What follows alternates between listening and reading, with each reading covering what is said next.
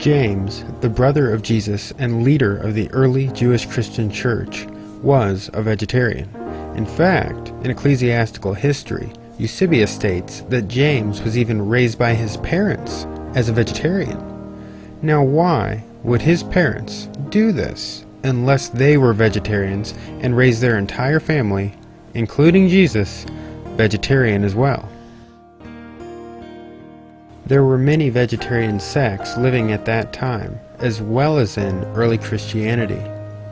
Augustine was a Christian who was an opposer of vegetarianism in Christianity itself. He stated that the vegetarian Christians whom he opposed were so prevalent he couldn't even begin to number them.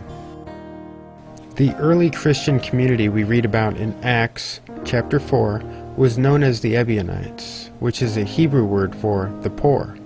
They were the Jewish Christian group that Jesus' brother James was the leader of. Ebionite writings disclose that God did not want animals killed at all. It even went so far as to condemn those who even taste meat. These Jewish Christians believed that God never gave Moses any commands to sacrifice animals or even for war. These were actually later additions. Jesus in the biblical record is certainly made out to be extremely opposed to the practice of animal sacrifice. We read in Matthew 21:12-13 that Jesus entered the temple and drove out all who sold and bought in the temple, and he overturned the tables of the money changers and the seats of those who sold pigeons. He said to them, "It is written, 'My house shall be called a house of prayer, but you make it a den of robbers.'"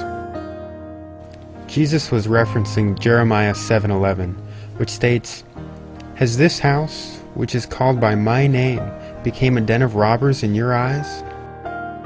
Jesus is referencing how Jeremiah tells us that God never made a command about sacrificing animals. The people were doing evil. They were shedding innocent blood.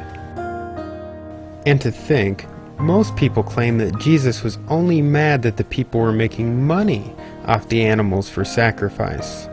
But in context, this was not the reality. Rather, this was an act of animal liberation. Jesus felt mercy and compassion toward his fellow living beings and could not stand the injustice going on.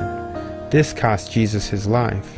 He disrupted the animal sacrificial business during such an important week, that of Passover, which resulted in him being tried and crucified by the Romans for sedition. So, ask yourself why such an enlightened man like Jesus would forfeit his life to prevent animals from being murdered. Has his message been lost and obscured over the past 2,000 years?